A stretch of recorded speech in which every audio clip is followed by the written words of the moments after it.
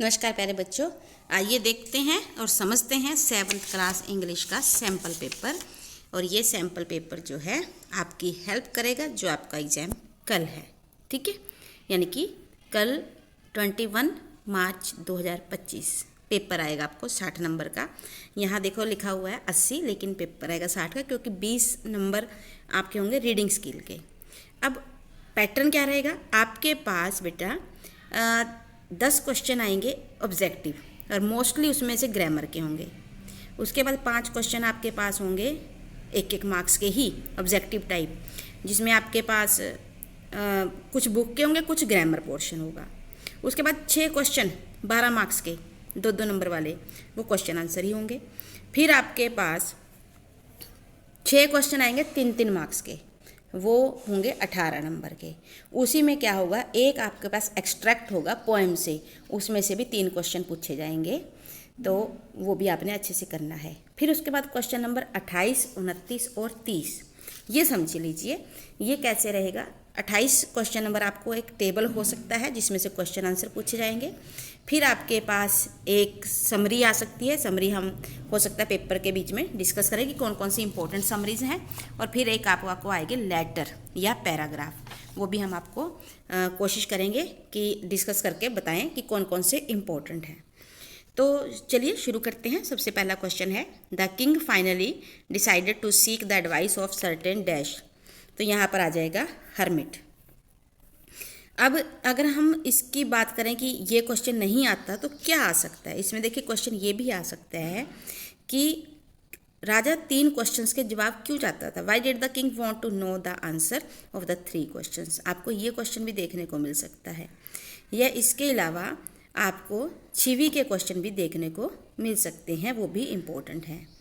उसके बाद है, who so Meena with glass of milk in her hand. किसने मीना को एक ग्लास ऑफ मिल्क के साथ देखा। हर पार्टी।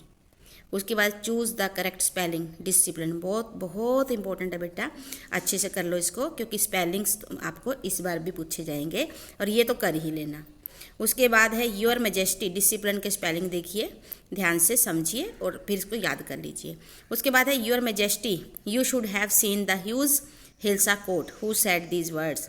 किसने शब्द कहे थे। ये कोर्टियर। कोर्टियर क्या होता है, दरबारी। ठीक है, जो दरबार में लोग बैठे होते हैं वो दरबारी बोलते हैं, उसने कहे थे। उसके बाद the boy dash when the guest arrived. Correct form of verb. Correct form of verb आपको इस बार भी आएगी, ठीक है, और आपको सेम ऐसी ही आ सकती है, कोई ज़रूरी नहीं है। और चेंज होके सेंटेंस चेंज होके हो सकता है टेंस यही आ जाए। The boy dash when the guest arrived. जब गेस्ट आए तो लड़का क्या कर रहा था। The boys were playing. लड़के खेल रहे थे। ये पास्ट कॉन्टीन्यूअस है, तो आपने रूल के हिसाब से इसको लगा देना है। उसके बाद है she dash completed her work. यहाँ पर आपको कॉन्टेक्शन भरना है सही। तो शी हैज़ंट, देखो अब हैज़ नॉट नहीं यहाँ को, क्योंकि आपको कंटेक्शन भरना है तो आपको ऐसा लगाना है जिसमें सिंगल कोट अच्छे से लगाई जा सकती हो। हैज़ नॉट नहीं है, उसमें तो सिंगल कोट है ही नहीं है। उसके बाद जो सी ऑप्शन है वो भी गलत है, डी तो बिल्कुल ही गलत है, तो बी जो है वो सही है, हैज़ंट। तो हैज़ंट आएगा यहाँ पर। The most enjoyable thing for करी इन द मॉर्निंग। सबसे अच्छी चीज़ करी के लिए क्या होती थी, bath in the river. River में नहाना। I dash in the college since. मैं कॉलेज में 2022 से पढ़ रही तो हैव बीन स्टडिंग। ये हो गया present perfect continuous tense. Grammar कर लीजिए बेटा अच्छे से, ग्रामर से बहुत सारे क्वेश्चन आने वाले हैं। Who feels that mister Nath is poor. कौन फील करता है कि मिस्टर नाथ जो है वो एक गरीब व्यक्ति है। Nishad.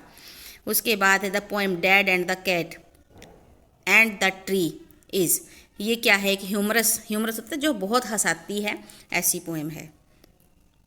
Golu was always full of. Golu किससे हमेशा भरा होता था।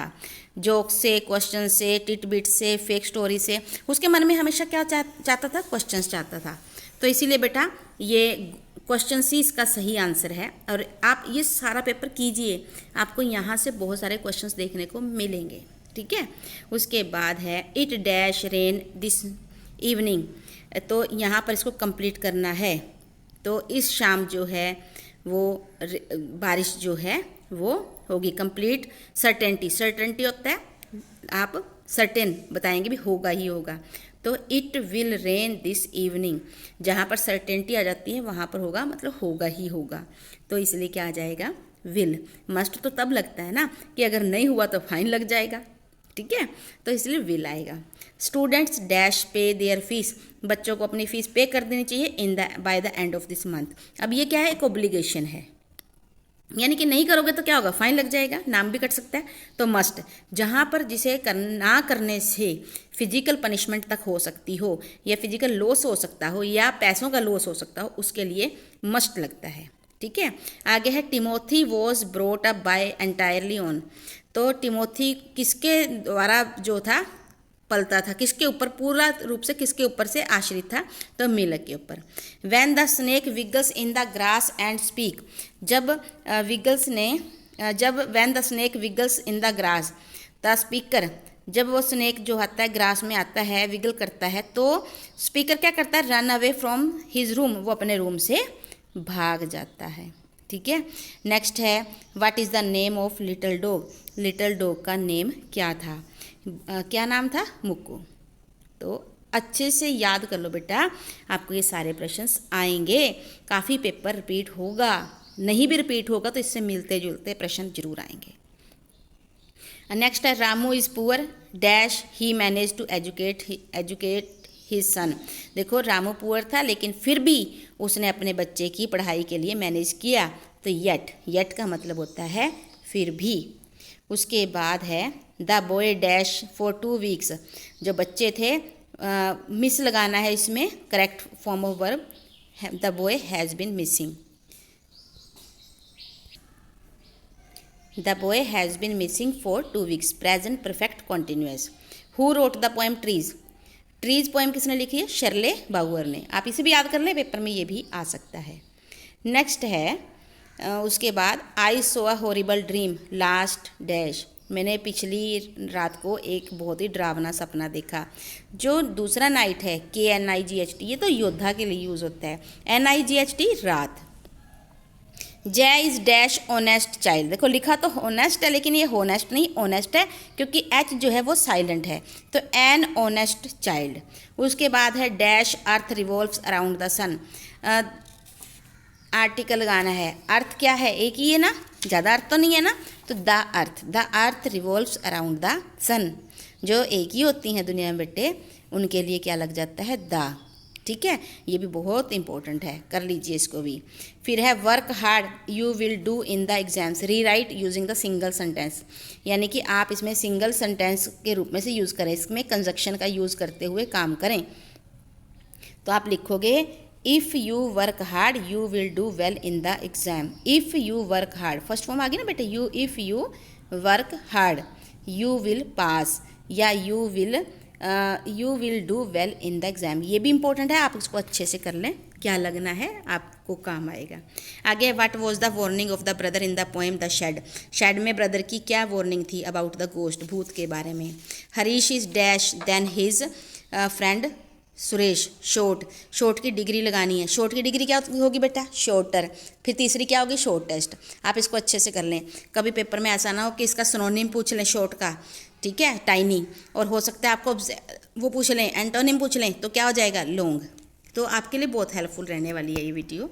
उसके बाद आपके पास क्वेश्चंस हैं, why did the king want to know the answer of the 3 questions, बहुत इंपॉर्टेंट क्वेश्चन है, अभी हम पीछे डिस्कस कर रहे थे तो भी इंपॉर्टेंट क्वेश्चन है, आप इसे कर लीजिए। Why does the poor make a creek sound, जो गरीब था वो क्रीक से साउंड क्यों निकालता है, शेड में से है। What was the challenge given to Gopal, Gopal को क्या चैलेंज मिला था। How did the poet describe the garden snake, poet जो है गार्डन स्नेक के बारे में क्या बताता है। बहुत बहुत इंपॉर्टेंट क्वेश्चन है बेटा, कर लीजिए सारे ये। उसके बाद है who killed the dog and why, कुत्ते को किसने मारा और क्यों मारा। The long nose will be useful to you, who said these words to whom, ये शब्द किसने किसे कहे, इंपॉर्टेंट है, कर लीजिए बेटा। Who try to help the cat, cat की हेल्प करने की कोशिश किसने की और क्या वो ऐसा करने में सक्सेसफुल रहा। How did grandfather find the tiger cub, grandfather ने टाइगर कब को कैसे ढूंढा। उसके बाद है what does the poet call the buttercup and as buttercup and why. What does the poet call as but, किसे वो butter cup कहते हैं पोइट और क्यों। उसके बाद है why did Abu Khan not want to leave Chandni, वो चांदनी को अबू खान क्यों नहीं छोड़ना चाहते। ठीक है। उसके बाद है why does Maya think Mr Nath is a crook, Maya Mr Nath को क्रूक क्यों समझती है। और who does she say the Sunday visitor is, और किसे वो संडे विजिटर कहते हैं। How does Ravi get milk for the kitten, important question. तो जो रवि है वो किटन के लिए मिल्क कैसे प्राप्त करता है। Say thank you, who says this line and why, किसने ये लाइनें कही एंड क्यों, ये छीवी में से हैं। उसके बाद है what does the poet mean to say these lines when everyone wears a यूम, अगर हर कोई यूनिफॉर्म पहनता है। The rebel dresses in fantastic cloth, तो रेबल्स जो हैं वो बहुत ही फंटेस्टिक क्लोथ्स में कपड़ों में लगेंगे। What happen to the volunteer who swallows 4 drops of the new invention, जो न्यू इन्वेंशंस की 4 ड्रॉप्स को स्वेलो कर गया तो उस वॉलंटियर के साथ क्या होता है। And what did Tillu do, Tillu क्या करता है जब उसके पिताजी नैपिंग होता है उबासी ले रहे थे। उसके बाद आपको एक लेटर लिखना बेटा लॉन्ग में, इनफॉर्मल लेटर है, अपने फ्रेंड को लिखना है कि मिस्ट्री जो थी फ़ैन की वो कैसे सोल्व हुई। और एक है mention 3 things what can learn from the tiny teacher, important question है ये 43, बहुत इंपॉर्टेंट है, आप इसे दोबारा से अगेन एंड अगेन याद करते रहें।